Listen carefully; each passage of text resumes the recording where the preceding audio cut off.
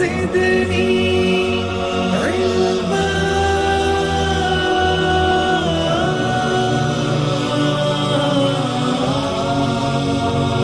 رب زدني علما.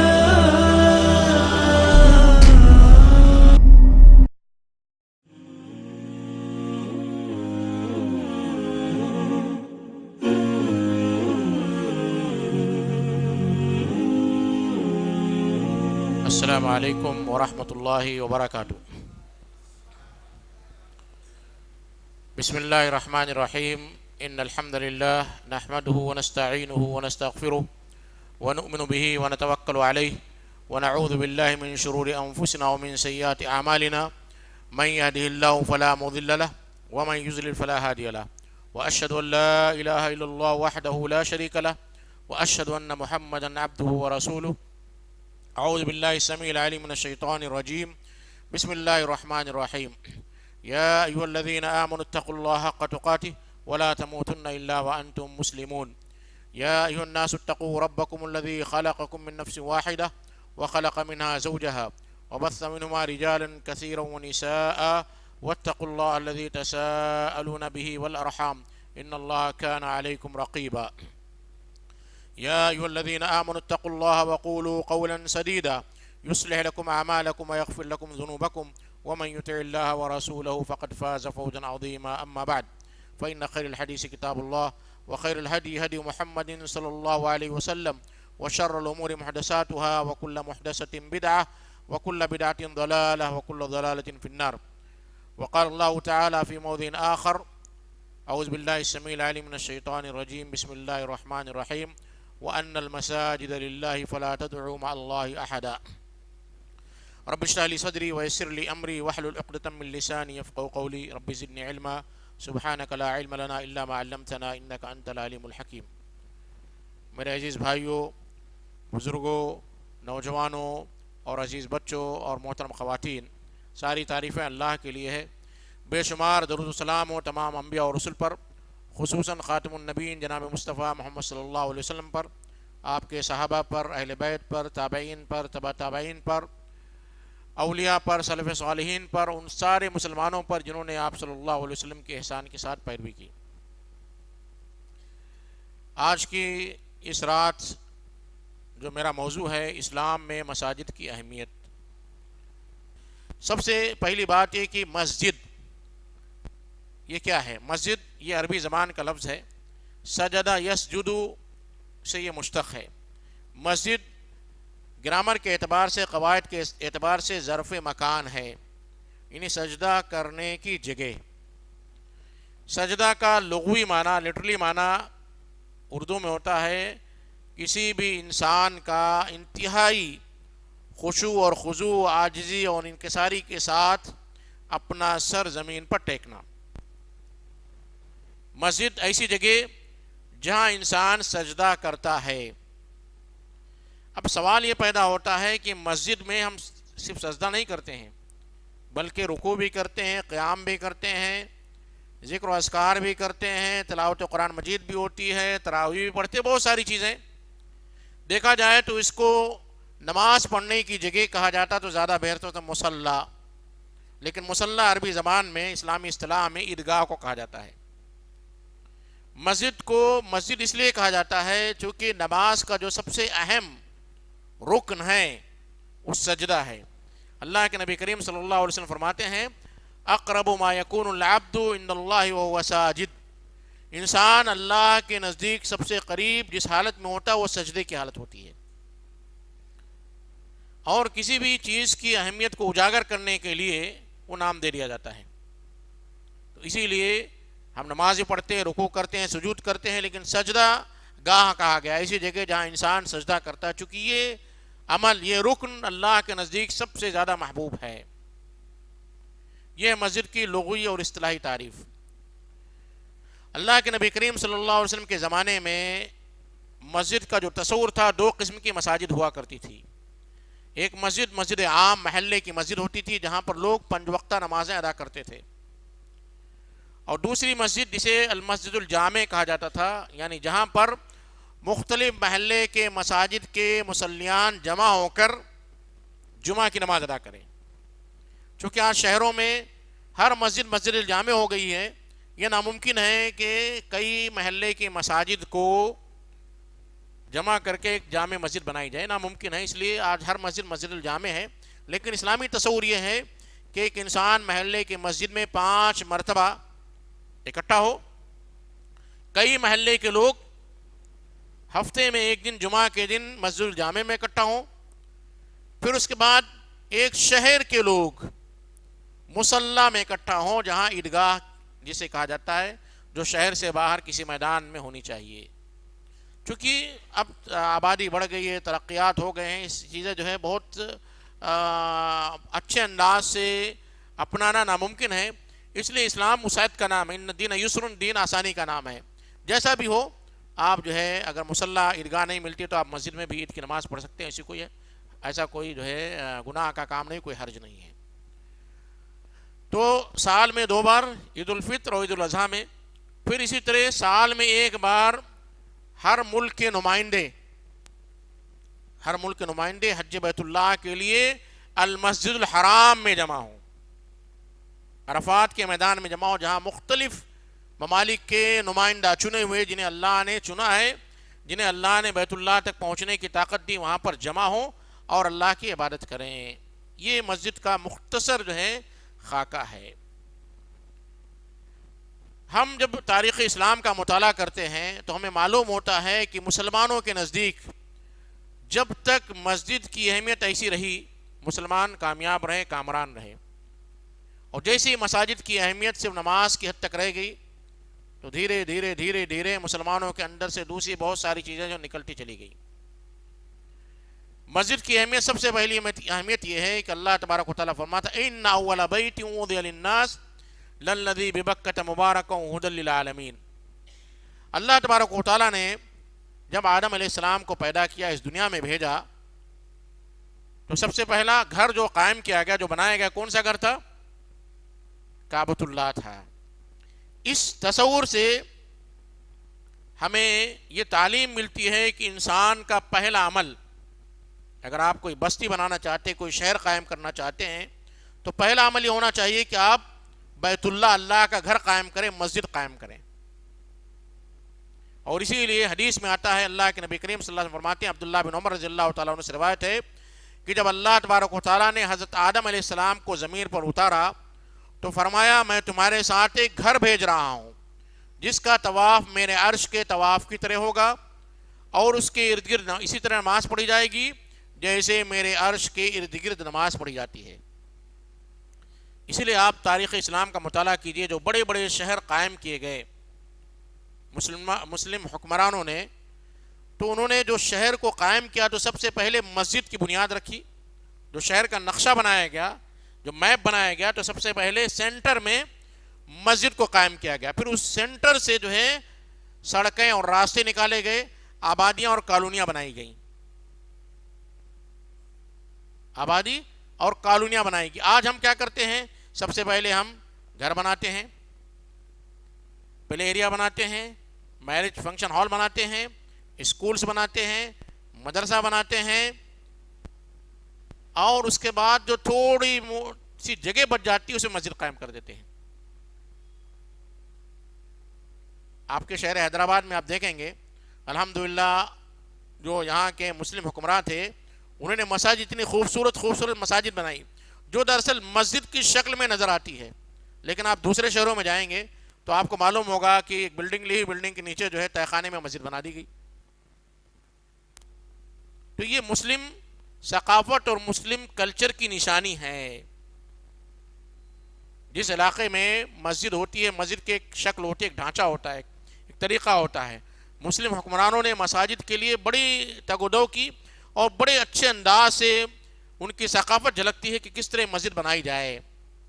تو سب سے پہلا گھر ہمیں جو بنانا ہے وہ اللہ کا گھر بنانا. اس کے بعد کالونیاں اور آبادیاں بنیں گی، وہاں سے جو ہے سڑکیں جو ہے اور شہر کا نقشہ جو ہے متعین کیا جائے گا. تو سب سے پہلا گھر اللہ تبارک و تعالیٰ نے آدم علیہ السلام کے ذریعے کعبۃ اللہ کو بنایا. پھر اس کے بعد جب کعبۃ اللہ ڈھہ گیا، سیلاب آیا، تو ابراہیم اور اسماعیل علیہ السلام نے اس کعبے کی بنیادوں کو اٹھایا. اس لیے قرآن میں آتا ہے وَإِذْ يَرْفَعُ ابراہیم القواعد من البیت واسماعیل. قواعد کہتے ہیں بنیاد کو، یعنی وہ بنیاد تھی، اس بنیاد کو ابراہیم اور اسماعیل علیہ السلام ریز کر رہے تھے، اٹھا رہے تھے. دوسری بار جو تعمیر ہوئی ابراہیم اور اسماعیل علیہ السلام کے زمانے میں. یہ دنیا کی سب سے پہلی جو ہے مسجد تھی، اسلام کی سب سے پہلی مسجد مسجد حرام کعبۃ اللہ تھی. اس کے بعد دوسری مسجد جو بنی مسجد الاقصی بنی، المسجد الاقصی، جسے حضرت داؤد اور حضرت سلیمان علیہ السلام نے بنایا تھا. حضرت داؤد اور حضرت سلیمان علیہ السلام نے. تو دوسری قدیم مسجد مسجد اقصی ہے. تیسری مسجد جو اللہ کے نبی کریم صلی اللہ علیہ وسلم خاتم النبیین نے جب مکہ سے ہجرت کیا تو قباء میں آپ نے قیام کیا. قباء میں وہاں پر بھی اللہ کے نبی کریم صلی اللہ علیہ وسلم نے یہ نہیں سوچا کہ میرا ٹھکانہ مدینہ ہے، مدینہ میں مسجد بنایا جائے، اور ایسا نہ ہو کہ اگر قباء میں مسجد بنا دی جائے تو مسجد نبوی کی اہمیت گھٹ جائے گی. نہیں، پہلا کام اللہ کے نبی کریم صلی اللہ علیہ وسلم نے کیا کہ قباء میں مسجد بنائی. حالانکہ قباء کی مسجد کی اہمیت مسجد نبوی سے کم ہے، پھر بھی اللہ کے نبی کریم صلی اللہ علیہ وسلم نے پہلا کام یہ بتانے کے لیے کہ مسلمانوں میں، امت مسلمہ میں مسجد کی بڑی اہمیت ہے، آپ نے وہاں پر قیام کیا. آپ سفر کرتے ہوں گے تو آپ کو معلوم ہوتا ہے ٹرانزٹ ویزا ملتا ہے آپ کو تھوڑے دنوں کے لیے، 10-15 دن کے لیے، 14 دن کے لیے قیام کا. تو آپ کیا کرتے ہیں؟ گھر نہیں خریدتے ہیں. گھر خریدتے ہیں؟ نہیں خریدتے ہیں. وہاں پر آپ مستقل قیام کا ارادہ نہیں کرتے ہیں. اس کے باوجود اللہ کے نبی کریم صلی اللہ علیہ وسلم وہاں ٹرانزٹ کیا، پھر بھی وہاں پر مسجد بنائی. تو معلوم ہوا کہ آپ اگر یہاں سے کسی دوسرے شہر کاروبار کے لیے جا رہے ہیں، آپ کا بزنس ہے، حیدرآباد میں بھی ہے، اور یہاں سے کرنول کے جانے کے راستے میں بھی آپ کا بزنس، وہاں ٹرانزٹ کرتے ہیں آپ، تو وہاں پر بھی مسجد بنانا ہے. یہ نہیں کہیں گے کہ گھر میں نماز پڑھ لیتے ہیں اور چلے گا، نہیں. قباء کی مسجد بنائی جو اسلام کی پہلی مسجد تھی. پھر وہاں سے اللہ کے نبی کریم صلی اللہ علیہ وسلم جب مدینہ پہنچے تو مدینہ میں بھی آپ صلی اللہ علیہ وسلم نے پہلا کام جو کیا، مسجد کی جگہ خریدی. مسجد کی جگہ خریدی، کچھ الفاظ میں جو ہے تاکید کے ساتھ کہہ رہا ہوں، خریدی. ایسا نہیں آج ہمارے پاس کیا ہوتا ہے، مسجد کی جگہ لوگ فری میں لینا چاہتے ہیں. آس پاس کے پڑوسیوں سے کہتے ہیں مسجد ہے، مسجد بنانا ہے، دے دیجئے، کم دام میں دے دیجئے. نہیں میرے بھائی اور بزرگوں، مسجد جو ہے کیسے بننی چاہیے؟ وائٹ پیسے سے، سفید پیسے سے بننی چاہیے.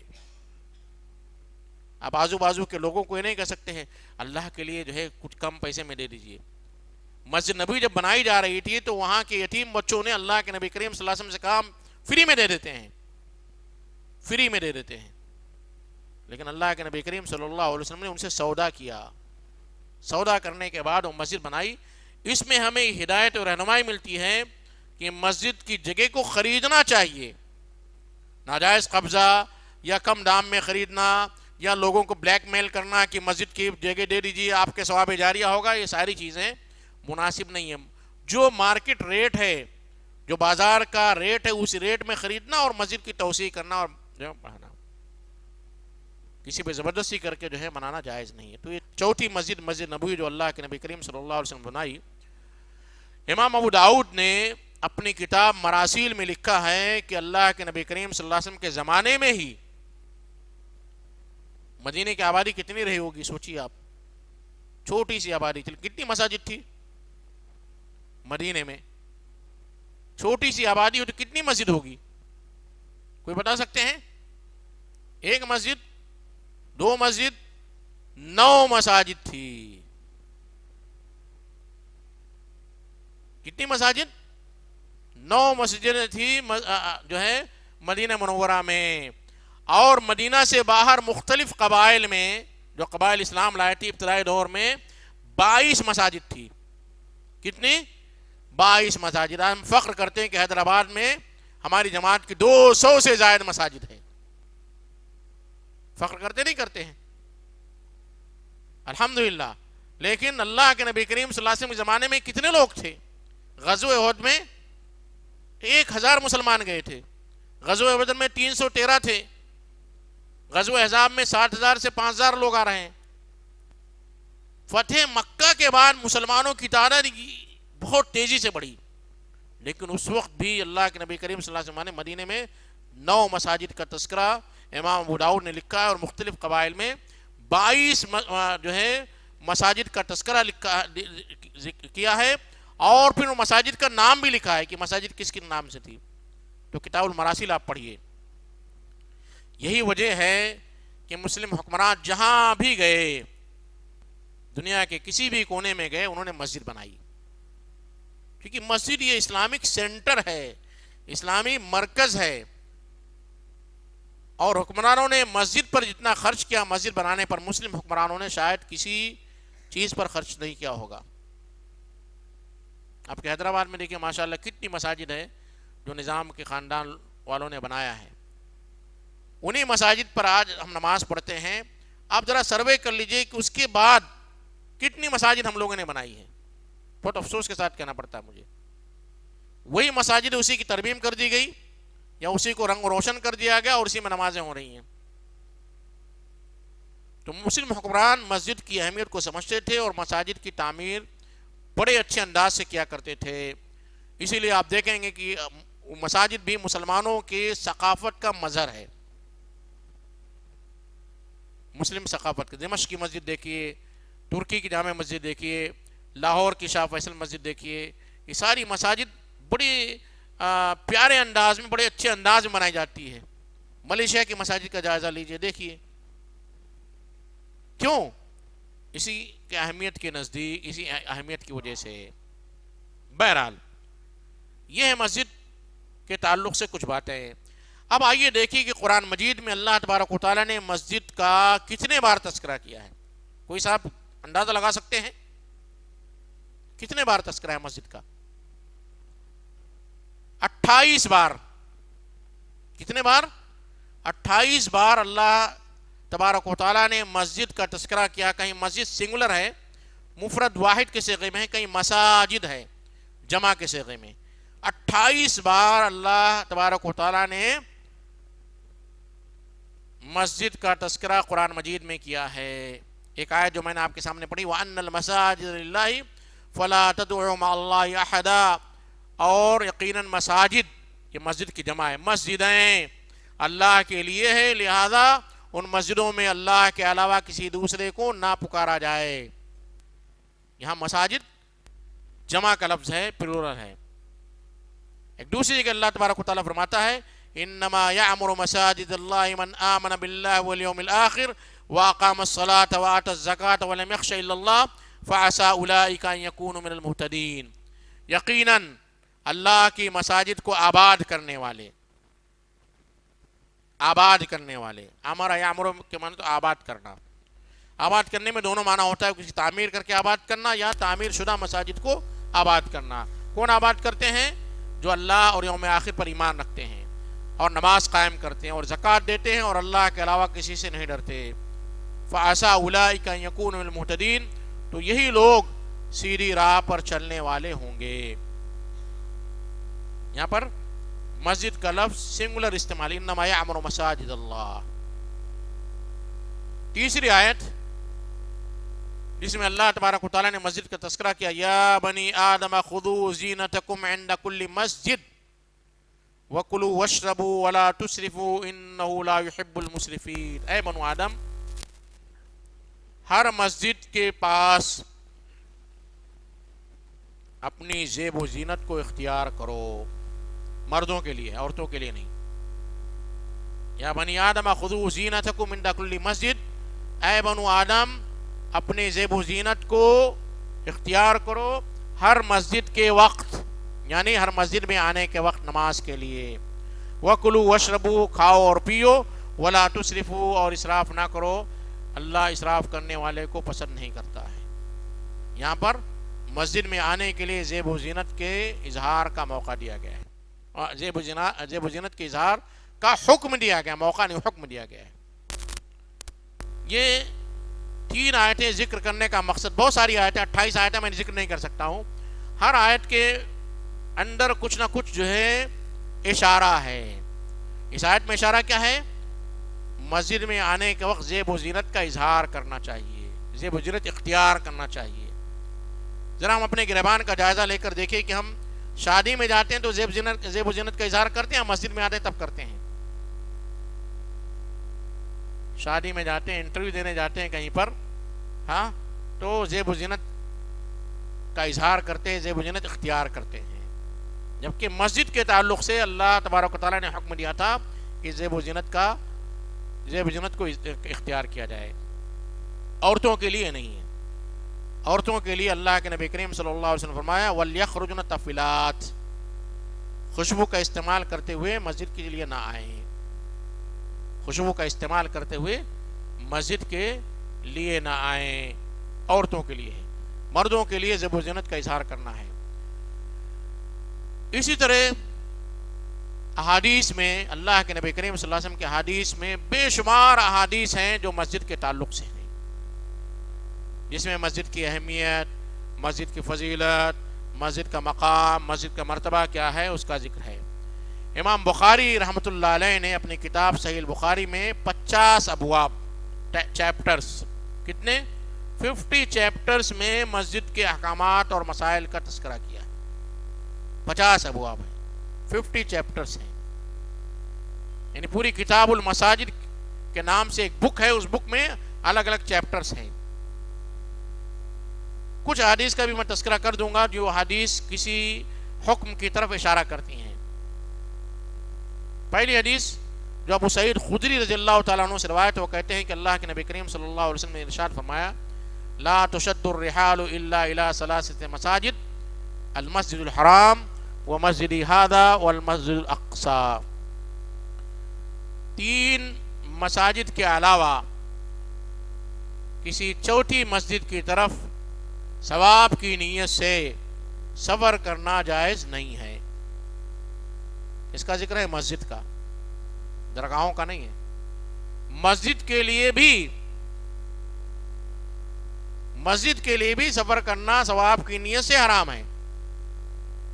دوسری چیزوں کے لیے کیا ہوگا؟ مسجد کے لیے بھی ثواب کی نیت سے سفر کرنا حرام ہے، تو دوسری چیزیں جو ہم زیارت کے لیے جاتے ہیں، کربلا کی، نجف کی، اور جو عراق کی، اور ہمارے کچھ جو ہے حضرات یمن کی زیارت کے لیے جاتے ہیں، یمن صنعاء میں حدیث کا بڑا اچھا علم ہے، اور وہاں جو ہے ایسا ہے ویسا ہے، لوگ جاتے ہیں ثواب کی نیت سے۔ مسجدوں کی بھی تعین کی گئی کہ انہی مسجد کی طرف ثواب کی نیت سے سفر کیا جا سکتا ہے۔ کون سی مسجد ہے؟ المسجد الحرام، مکہ مکرمہ کی مسجد، جس میں نماز پڑھنے کا ثواب 1 لاکھ نماز کے برابر ہے۔ دوسری مسجد المسجد النبوی، جس کو اللہ کے نبی کریم صلی اللہ علیہ وسلم نے فرمایا مسجدی ہذا، میری یہ مسجد جس میں نماز پڑھنے کا ثواب 1000 نماز کے برابر ہے۔ والمسجد الاقصی، تیسری مسجد مسجد اقصی جو یروشلم میں ہے، اس میں نماز پڑھنا 500 نماز کے برابر ہے۔ یہ 3 مساجد کے علاوہ چوتھی مسجد کی طرف زیارت کرنا جائز نہیں ثواب کی نیت سے۔ اب دوسرے مقامات کی زیارت کا حکم کیا ہوگا، اس سے آپ اندازہ لگا لیجئے۔ دوسرے مقامات کی طرف تو زیارت کرنا بدرجہ اولا حرام ہوگا، گناہ کا باعث ہوگا، گناہ کا باعث ہوگا۔ دوسری پیاری حدیث مسجد کے تعلق سے، بہت ساری حدیثیں ہیں، میں انہی حدیثوں کا اختیار کیا ہوں جس میں کوئی جو ہے بڑا جو ہے پیغام ہے۔ اللہ کے نبی کریم صلی اللہ علیہ وسلم فرماتے ہیں، ابو ہریرہ رضی اللہ تعالیٰ عنہ کی روایت ہے، احب البلاد الی اللہ مساجدها وابغض البلاد الی اللہ اسواقها، زمین میں سب سے مقدس ترین، سب سے پیاری جگہ، سب سے محبوب جگہ اللہ کے نزدیک کیا ہے؟ اللہ کی مسجدیں ہیں، اور سب سے بدترین جگہ بازار ہے۔ سب سے بدترین جگہ کیا ہے؟ بازار ہے۔ بڑی بدقسمتی کے ساتھ کہنا پڑتا ہے کہ بازار پورے کے پورے آباد ہیں، مسجدیں پوری کی پوری ویران ہیں۔ اس میں ہم علماء کی بھی بڑی خامی پائی جاتی ہے، کیونکہ مساجد سے ہم نے عورتوں کو، خواتین کو دور کر دیا ہے۔ بعض مسالک میں خواتین کا داخلہ مسجد میں منع کر دیا گیا ہے، ناجائز اور مکروہ قرار دے دیا گیا. اسی وجہ سے ہماری خواتین جو ہے مسجدوں کا رخ کم کرتی ہیں، بازاروں کا رخ زیادہ کرتی ہیں. اس میں کسی پر طنز نہیں ہے. ہم علماء نے ہی مساجد کی اہمیت کو گھٹایا اور خواتین کو مسجد سے دور کیا. حالانکہ اللہ کے نبی کریم صلی اللہ علیہ وسلم کی حدیث بھی میں بیان کرتا چلوں، ورنہ آپ جو ہے علم کی خیانت کہیں گے کہ اللہ کے نبی کریم صلی اللہ علیہ وسلم نے فرمایا لا تمنعوا اماء اللہ مساجد اللہ وبیوتہن خیر لہن، اللہ کی بندیوں کو مسجد میں آنے سے نہ روکو، لیکن گھر میں نماز پڑھنا ان کے لیے افضل ہے. گھر میں نماز پڑھنا ان کے لیے افضل ہے، لیکن اللہ کی بندیاں مسجد میں آئیں تو انہیں نہ روکو. اللہ کے نبی کریم صلی اللہ علیہ وسلم نے اپنے دور میں کسی بھی خاتون کو مسجد میں آنے سے نہیں روکا. خواتین مسجد میں آتی تھیں. اب یہاں پر آپ یہ جو ہے شوشہ پیش کرے کہ گھر میں نماز پڑھنا افضل ہے تو خواتین کا مسجد میں آنا غیر افضل ہے. تو کیا صحابیات غیر افضل پر عمل کرتی تھیں؟ صحابیات آتی تھی، اللہ کے نبی کریم صلی اللہ علیہ وسلم نماز پڑھاتے تھے اور پیچھے سے کسی بچے کے رونے کی آواز آتی، آپ نماز کو مختصر کر دیتے تھے. اللہ کے نبی کریم صلی اللہ علیہ وسلم نے نہیں فرمایا کہ تم گھر میں نماز پڑھو، گھر میں نماز پڑھنا افضل ہے، تمہارے بچے کے رونے کی وجہ سے مجھے نماز کو مختصر کرنا پڑتا ہے. معلوم ہوا کہ حدیث کو سمجھنا اور اس کی تشریح کرنا ہر ایک کے بس کی بات نہیں ہے. نماز گھر میں پڑھنا عورتوں کے لیے افضل ہے، لیکن اللہ کے بندیوں کو مسجد میں آنے سے نہ روکو. مسجد نبوی میں بھی عورتوں کے لیے نماز کی ایک مخصوص جگہ تھی، اور آج سارے عرب ممالک میں ہر مسجد میں عورتوں کے لیے 5 وقتہ نماز کا اہتمام ہوتا ہے. ہر مسجد میں ہم اپنے آپ کو اہل السنہ والجماعہ کا لقب دیتے ہیں، اہل الحدیث کہتے ہیں، سلف صالحین کا پیروکار کہتے ہیں، سلفی کہتے ہیں. ہماری مساجد میں 5 وقتہ نمازوں کا اہتمام عورتوں کے لیے نہیں ہے. یہاں پر ہم نے مسجد کی اہمیت کو ہٹا دیا. بڑی تلخ بات ہے. مسجد میں عورتوں کے لیے بھی مخصوص جگہ ہونی چاہیے. 5 وقتہ نمازوں، جمعہ تو لوگ آ ہی جاتے ہیں، لیکن 5 وقتہ نمازوں کے لیے بھی ایک چھوٹی سی جگہ ہونی چاہیے جہاں پر وہ آ کر جو ہے اللہ کی عبادت کر سکے. اور جو ہے مسجد میں جب آتے ہیں تو میں جیسا کہ ذکر کروں گا، بہت سارے جو ہے تربیتی مقام آتے ہیں مسجد میں آنے کی وجہ سے. یہ چند احادیث تھی جو مسجد کے تعلق سے اللہ کے نبی کریم صلی اللہ علیہ وسلم نے بیان کی تھی. اب مسجد کا کردار کیا ہے، مسجد کی اہمیت کیا ہے؟ آپ سیرت نبوی کا مطالعہ کیجئے، صحابہ کے زمانے کا مطالعہ کیجئے، تابعین تبع تابعین کے دور کو پڑھیے. اس دور میں مسجد صرف مسجد نہیں تھی جیسا کہ آج کا تصور ہے. مسجد میں نماز ہوتی تھی. اللہ کے نبی کریم صلی اللہ علیہ وسلم کے زمانے میں مسجد میں نماز ہوتی تھی. اصحاب صفہ تھے جو ایک چھوٹا سا مدرسہ اور مکتب جسے ہم کہہ سکتے ہیں مکتب تھا. اور آج ہمارا جو مسجد میں مکتب ہے وہ مکتب جو ہے کیسا ہوتا ہے؟ دن کا مکتب ہوتا ہے. صبح بچے آتے ہیں چلے جاتے ہیں، شام میں آتے ہیں چلے جاتے ہیں، دوپہر میں آتے ہیں چلے جاتے ہیں. اللہ کے نبی کریم صلی اللہ علیہ وسلم کے زمانے میں مکتب تھا، وہ ہاسٹل والا مکتب تھا. مسجد میں ہاسٹل والا مکتب، کسی مسجد میں ایسا مکتب ہے جو ہاسٹل والا ہو؟ نہیں ہے. یہ باریکیاں آپ غور کرتے جائیے کس طرح ہم مسجد سے دور ہوتے چلے گئے. اگر آج بابری مسجد میں ہاسٹل والا مکتب ہوتا تو کیا اس پر غیر مسلموں کا قبضہ ہوتا؟ ہم بند کر کے چلے جاتے ہیں. بمبئی میں ایک حادثہ ہوا آج سے تقریباً 10 سال پہلے. سلفی مسجد تھی، بند کر کے چلے گئے. فجر کی نماز کے وقت جو ہے اس پر ہرے جھنڈے لگ گئے اور اس پر قبضہ کر لیا گیا. اگر ہاسٹل والا مکتب ہوتا تو کیا قبضہ ہو سکتا تھا؟ نہیں. تو مساجد کی اہمیت کو کس طرح ہم نے دھیرے دھیرے جو ہے کم کر لیا. اصحاب صفہ رہتے تھے. اللہ کے نبی کریم صلی اللہ علیہ وسلم کے زمانے میں جب کوئی وفد آتا، وفد چاہے مسلمان ہو یا غیر مسلم وفد ہو، اللہ کے نبی کریم صلی اللہ علیہ وسلم مسجد میں بیٹھتے، ان سے ملاقات کرتے. اگر مسلمان وفد ہے، صحابہ کرام ہوتے، ان سے ملاقات کرتے، دینی تعلیم دیتے. غیر مسلم وفد ہے تو وہ بھی مسجد میں آتا، غیر مسلم وفد بھی مسجد میں آتا. اللہ کے نبی کریم صلی اللہ علیہ وسلم سے باتیں کرتے، اللہ کے نبی کریم صلی اللہ علیہ وسلم ان کو اسلام کی دعوت دیتے، اسلام سمجھاتے. تو تیسری چیز کیا ہوئی کہ دعوتی مرکز بھی جو ہے مسجد تھا، دعوتی مرکز. حضرت علی رضی اللہ تعالیٰ عنہ گھر میں بیوی سے ناراض ہو کر آگے حضرت فاطمہ سے، آج ہم ناراض ہوتے ہیں تو کہاں جاتے؟ قہوہ خانے پر جاتے، چائے خانے پر جاتے ہیں. حضرت علی ناراض ہوئے، حضرت فاطمہ سے مسجد میں آ کر لیٹ گئے. اور اللہ کے نبی کریم صلی اللہ علیہ وسلم کو بھی معلوم تھا کہ مسجد یہ ٹھکانہ ہے سکون حاصل کرنے کا. تو آئے اور حضرت علی لیٹے ہوئے تھے، انہیں کہا قم یا ابا تراب، اٹھو اے ابو تراب، جو زمین پر لیٹے ہوئے تھے. تو معلوم ہوا کہ ٹینشن دور کرنے کے لیے بھی مسجد میں آنا ہے، بیوی سے جھگڑا بھی ہوگا تو مسجد میں آنا ہے. آج ہم کہاں جاتے ہیں؟ باہر دوستوں کے ساتھ گپ شپ کرنے کے لیے بائک لیے اور جو ہے چلے گئے. چھوٹی چیز. ایک صحابی سے کوئی گناہ سرزد ہو گیا، انہوں نے وہ آئے اور مسجد نبوی کے ایک کھمبے میں اپنے آپ کو باندھ لیا. آج ساری تو توبہ کے نام سے، توبہ ستون توبہ کے نام سے مشہور ہے. ایک مشرک کو اللہ کے نبی کریم صلی اللہ علیہ وسلم نے جو ہے مسجد کے ایک ستون سے باندھ دیا تھا، یعنی جیل بھی تھی. وہ اللہ کے نبی کریم صلی اللہ علیہ وسلم مسجد میں فیصلہ بھی کیا کرتے تھے، صحابہ کرام کے اختلافات کا فیصلہ کیا کرتے تھے. مسجد میں چندہ جمع ہو رہا ہے غزوہ تبوک کے موقع پر، ساری چیزیں مسجد نبوی میں انجام دی جا رہی ہیں.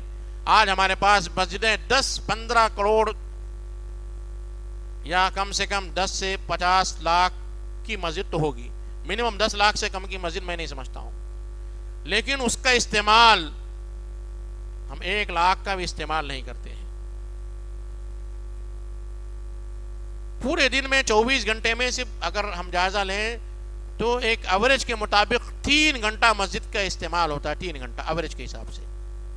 فجر کی نماز میں آدھا سے پونا گھنٹہ، ظہر میں آدھا گھنٹہ، عصر میں 15 منٹ، بہرحال پورے ملا کر ایک ایوریج جو ہے 3 سے 4 گھنٹے کا مسجد استعمال ہوتی ہے. بقیہ 20 گھنٹے بیکار پڑی رہتی ہے.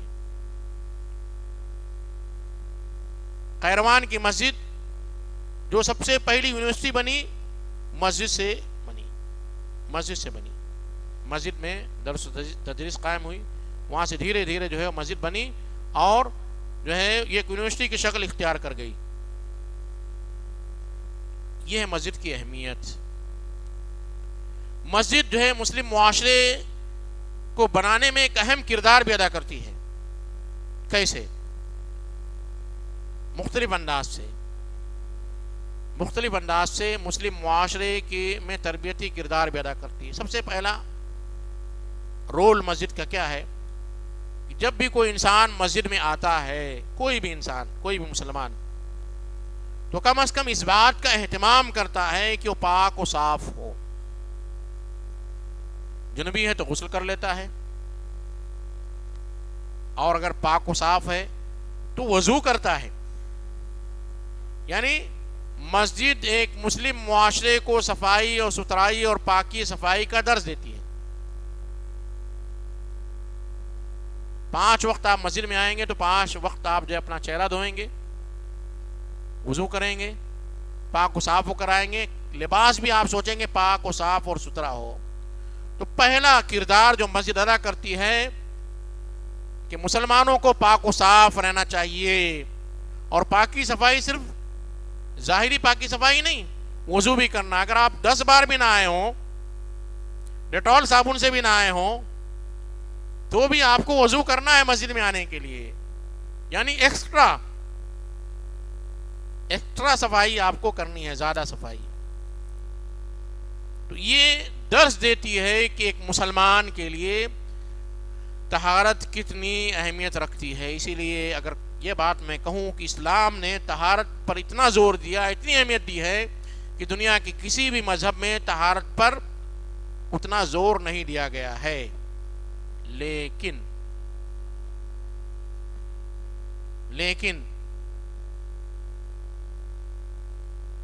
مسلمان طہارت پر اتنا دھیان نہیں دیتے ہیں جتنا دوسری اقوام دیتی ہے. مسلم محلے، مسلم لوکیلٹی، ان کی کالونیاں، ان کا جائزہ لیجئے. اور پھر غیر مسلم کی کالونی کا جائزہ لیجئے، دونوں میں آپ کو نمایاں فرق نظر آئے گا۔ آبادیاں بغیر پلاننگ کے بنتی ہیں، پانی کی نکاسی جو گٹرز ہوتے ہیں اس کا کوئی صحیح نظم نہیں ہوتا، کہیں سے بھی پانی نکل کے بہتے رہتا ہے، صفائی ستھرائی کا وہ اہتمام نہیں ہوتا ہے جو اہتمام غیر مسلم سوسائٹیوں میں کیا جاتا ہے۔ آپ چونکہ غیر مسلم سوسائٹیوں میں گئے نہیں ہیں اس لیے آپ کو اندازہ نہیں ہوگا، لیکن آپ دیکھیں گے کہ آپ ایک مسلم بلڈنگ میں رہتے ہوں تو اس بلڈنگ کی صفائی دیکھیے اور غیر مسلم بلڈنگ کی صفائی دیکھیے، دونوں میں زمین آسمان کا فرق ہوگا۔ جبکہ اسلام کہتا ہے طہور شطر الایمان، پاکی آدھا ایمان ہے، پاکی آدھا ایمان ہے۔ اسلام کی جب پہلی آیتیں نازل ہوئی، شروع کی آیتیں سورۃ العلق، سورہ مزمل، پھر سورہ مدثر نازل ہوئی، اس میں اللہ تبارک و تعالیٰ نے نبی کو حکم دیا وَثِيَابَكَ فَطَهِّرْ، اور اپنے کپڑے کو پاک و صاف رکھ، کپڑے کو پاک و صاف رکھ۔ کس کو حکم دیا جا رہا ہے؟ نبی کو۔ کب؟ ابھی اسلام ابتدائی دور میں ابتدائی شکل میں ہے، ابتدائی شکل میں ہے، اسی وقت جو ہے پاکی صفائی اور ستھرائی کا حکم دیا جا رہا ہے۔ کسی بھی مذہب میں صفائی کا اتنا اہتمام نہیں کیا گیا جتنا مذہب اسلام میں ہے۔ ناخن کاٹنے کے لیے بتایا گیا 40 دن سے زیادہ نہیں چھوڑنا ہے، 40 دن سے زیادہ، زیر ناف کے بال کو جو ہے 40 دن سے زیادہ نہیں چھوڑنا۔ کس مذہب میں ہے یہ صفائی کی ستھرائی؟ پیشاب کرنے کے بعد پانی یا ڈھیلے کا استعمال کرنا، مٹی کا استعمال کرنا، کون سے مذہب میں ہے؟ اتنی پاکی صفائی اور ستھرائی کا اہتمام کرنے والا مذہب، اور ہمارے سوسائٹی، ہمارے گھروں اور ہمارے کالونی کا حال دیکھیں تو معلوم ہوتا ہے کہ ہم صفائی اور ستھرائی کے تعلق سے صرف کتابوں میں پڑھتے ہیں، تھیوری پڑھتے ہیں، پریکٹیکل ہمارے پاس نہیں ہے۔ اور بدقسمتی اس پر یہ ہے کہ ہم صفائی کا ٹھیکیدار کسی دوسرے کو بنا دیتے ہیں۔ یہ صفائی اور ستھرائی کا اہتمام کرنا GHMC کی ہے، حیدرآباد میونسپل کارپوریشن کی، ہماری ذمہ داری، ہم تو کچرا پھینکیں گے، صفائی انہیں کرنا ہے۔ اور یہ بات حقیقت ہے کہ مسلم علاقوں کے ساتھ جو ہے سرکاری جو ہے نمائندوں کی، سرکاری ڈپارٹمنٹ کی غفلت پائی جاتی ہے، تعصب پایا جاتا ہے، اس میں کوئی دو رائے نہیں ہے، کوئی دو رائے نہیں ہے۔ لیکن اسلام نے صفائی ستھرائی کے لیے بلدیہ کو ذمہ دار قرار نہیں دیا ہے۔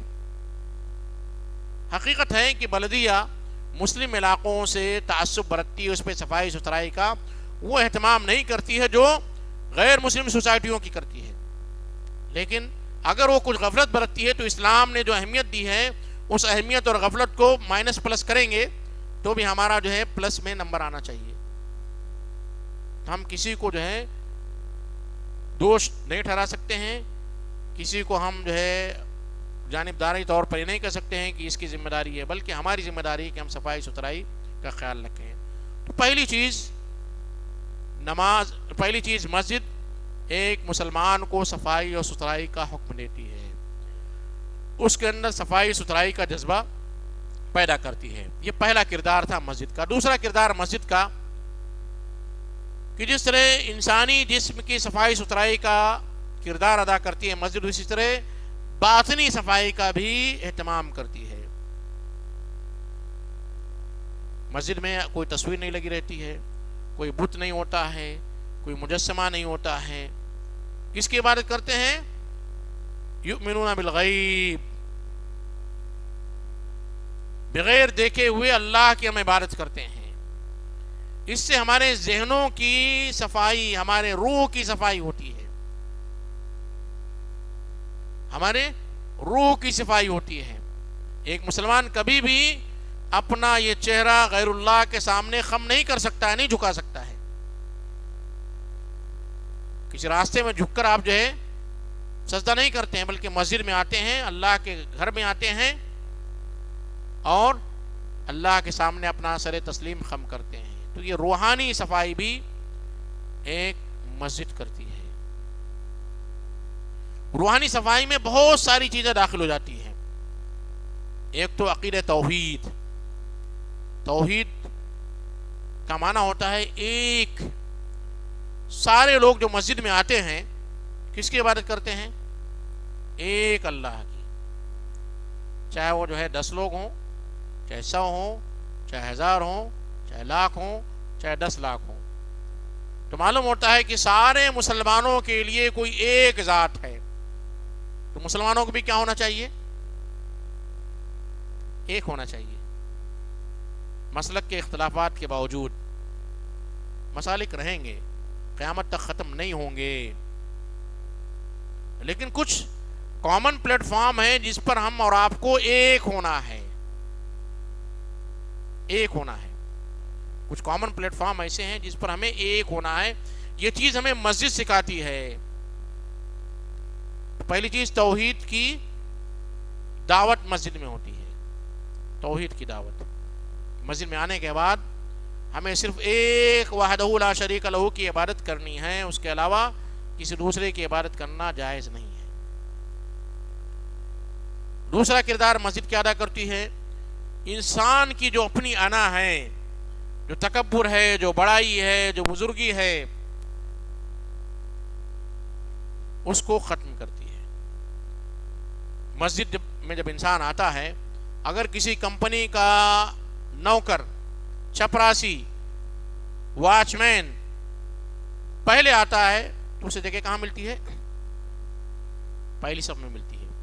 وہی اس مسجد میں اسی چپراسی کا، اسی جو ہے سیکورٹی گارڈ کا، اسی نوکر کا مالک آتا ہے، تو کیا اسے اس بات کا حق ہے کہ اس دربان کو، اس جو ہے چپراسی کو کہ تمہارا مقام پچھلی صف ہے؟ نہیں کہہ سکتا ہے۔ تو یہ ہمارے اندر سے جو تکبر ہے، جو انا ہے، جو غرور ہے، جو ایگو ہے، اس کو ختم کرتا ہے،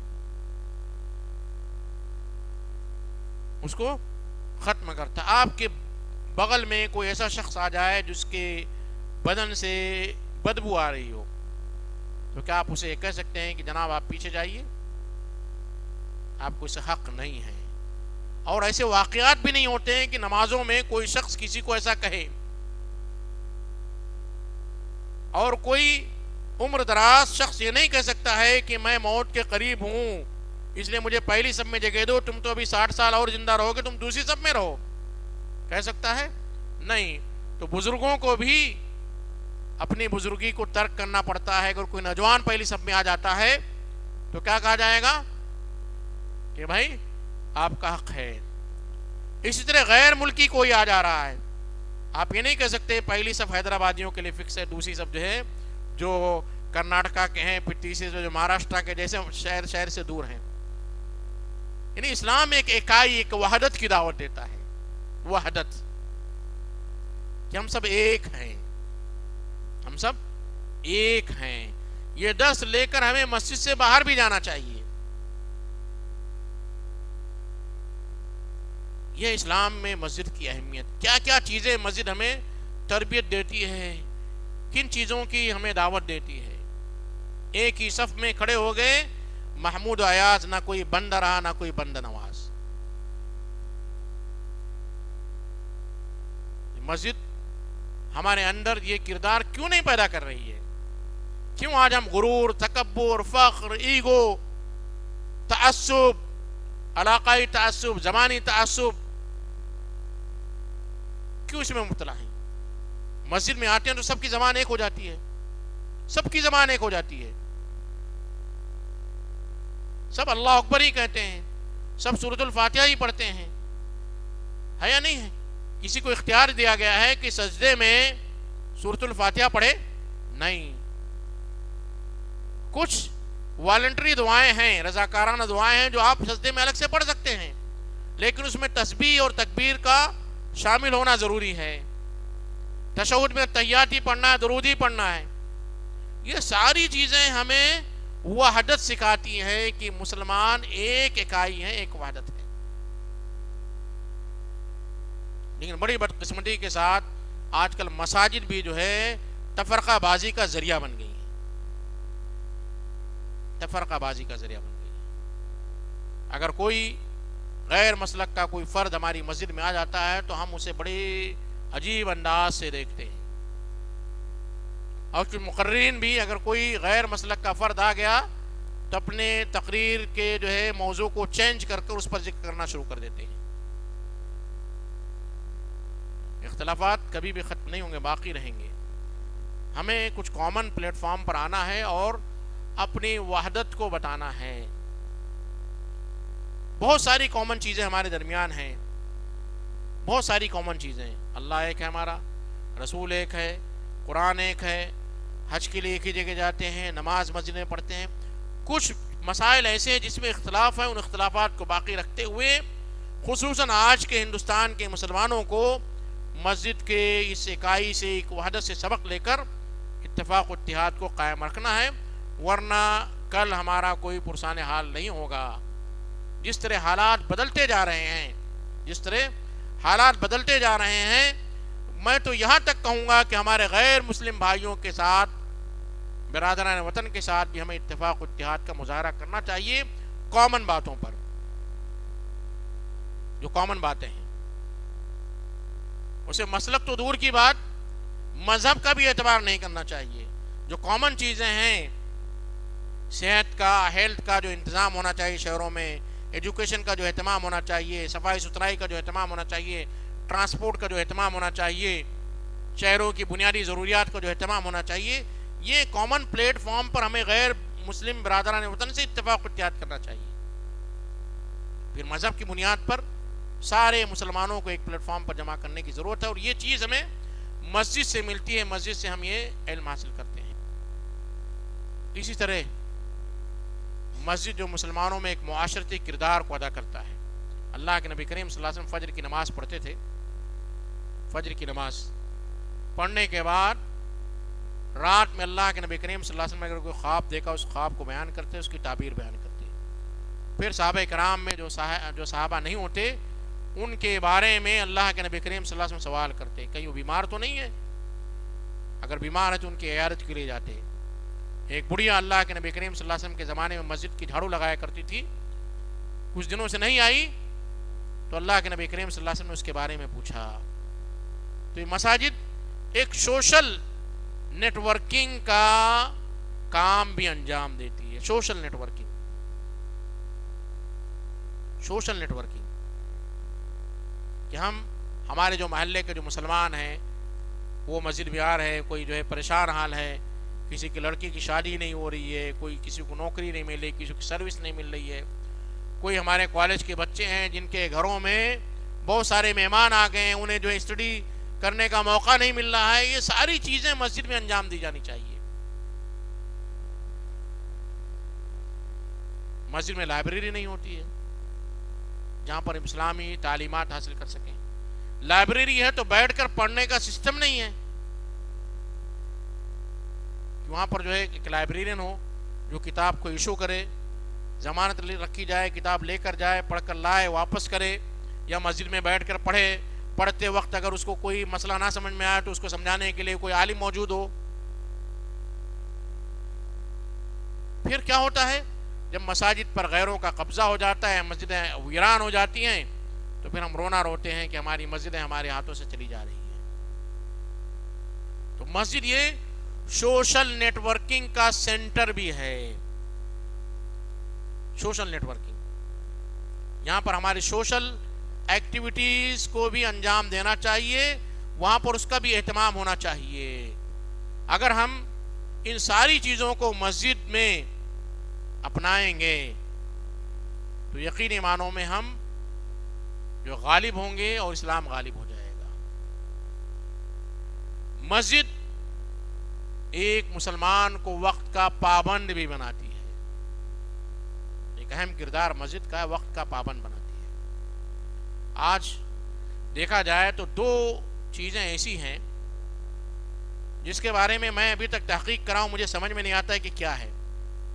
کسی سے بھی پوچھا جائے تو وہ کہتا ہے کہ میرے پاس وقت نہیں ہے۔ کسی سے بھی پوچھیں گے آپ، کسی سے بھی، شوہر کے پاس بیوی کو وقت دینے کے لیے وقت نہیں ہے، بیوی کے پاس شوہر کو وقت دینے کے لیے وقت نہیں ہے، باپ کو بیٹے کے لیے وقت دینے کے لیے وقت نہیں ہے، بیٹی کے لیے وقت نہیں ہے، ذکر و اذکار کے لیے وقت نہیں ہے، رونا رو رہے ہیں، کیا ہے؟ وقت نہیں ہے۔ لیکن دوسری طرف اگر ہم دیکھتے ہیں تو آج ہم سب سے زیادہ خالی ہیں. غور کیجئے میری اس بات پر.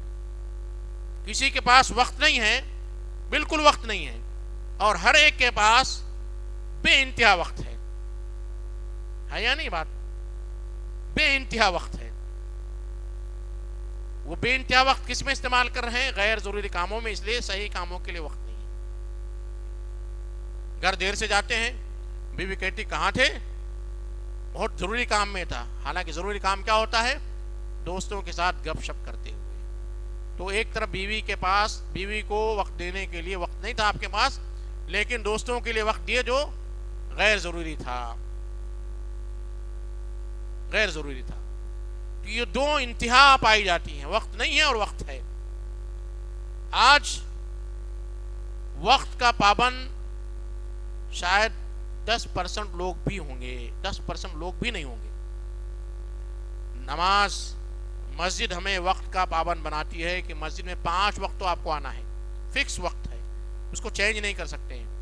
یہ نہیں کہہ سکتے ہیں کہ مسجد کے مصلیان 200 مصلیان ہیں تو 100 مصلی یہ کہیں کہ ظہر کی نماز 1:15 بجے ہوگی, اور دوسرے 100 مصلی کہیں کہ ظہر کی نماز 1 بجے ہوگی. ہوتا ہے ایسا؟ نہیں ہوتا ہے. تو مسجد کا ایک اہم کردار یہ کہ انسان کو وقت کا پابند بناتی ہے, وقت کا پابند بناتی ہے. ہماری زندگی کے نظام کو کیا کرتی ہے؟ مضبوط کرتی ہے, آرگنائز کرتی ہے, سسٹم کو آرگنائز کرتی ہے. کہیں بھی آپ ہوں, ایک مقررہ وقت میں آپ کو مسجد میں پہنچ جانا ہے, یعنی آپ کو وقت کا پابند بنائی. اسی طرح مسجد انسان کو بے حیائی اور برائی کے کاموں سے روکتی ہے. بے حیائی اور برائی کے کاموں سے روکتی ہے. مسجد میں آپ جتنے دیر بیٹھے رہیں گے, جتنے دیر بھی بیٹھے رہیں گے, کم از کم آپ کی آنکھیں, آپ کا ذہن, آپ کی توجہ اللہ کی طرف نہیں ہے تو شیطان کی طرف تو نہیں ہوگی. مسجد میں اگر آپ آنکھ بند کر بھی بیٹھے ہوئے ہیں تو بھی آپ غلط خیالات نہیں لائیں گے, بے حیائی اور برائی کے کاموں سے آپ بچے رہیں گے. یہی اگر مسجد کے باہر بازار میں بیٹھے ہوئے ہیں, وہاں اللہ کا ذکر بھی کریں گے تو ساتھ ہی ساتھ بے شمار برائیاں بھی آپ کو دعوت دیتی رہیں گی. گانوں کی آواز آئیں گی, غیر محرم عورتیں بغیر حجاب کے جو چلتی ہوئی نظر آئیں گی. آپ اپنی آنکھوں کو بھی سیکیں گے, کانوں کو بھی سیکیں گے, اور آپ کے خیالات میں بھی وسوسے اور برائیاں اور بے حیائیوں کی طرف رغبت ہوگی. مسجد آپ کو ان ساری بے حیائی اور برائیوں سے روکتی ہے.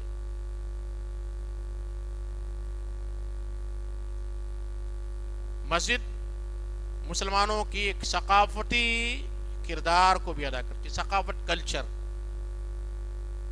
کلچر ایک ہوتا ہے مسلمانوں کا کلچر. آپ دیکھیں گے جو نقش و نگار ہے, جو محراب ہے, جو مینار ہے, جو وضو خانے ہیں, جو واش رومز ہیں, ایک خاص قسم کے طرز پر بنائے جاتے ہیں. اور یہ طرز ہمیں بتاتے ہیں کہ مسلمانوں کے رہن سہن اور ان کے چال چلن کا ایک الگ معیار ہے, ایک الگ ثقافت ہے, اور یہ ثقافت ہمیں باقی رکھنی ہے. یہ چند رول تھے مساجد کے جو مسلمانوں کو اپنانے چاہیے. اب ہم اپنی زندگی کا جائزہ لیتے ہیں تو معلوم ہوتا ہے کہ ہم صرف ایک رول ادا کرتے ہیں مسجد میں, اور وہ بھی کیا ہے؟ رسمی طور پر نماز پڑھ لینا, رسمی طور پر. اور ہفتے میں سنیچر یا اتوار کو ایک درس ہو جاتا ہے. فجر کی نماز اگر 5:45 بجے 5:45 پر اذان ہوتی ہے تو 5:30 پر, یا بعض مساجد میں نے دیکھا ہے 5:39 پر مجھے مسجد کھلتی ہے, امام آتے ہیں بغیر وضو کے اذان دے دیتے ہیں, اور پھر مسجد کھلی اور 6:15 بجے مسجد بند ہو گئی.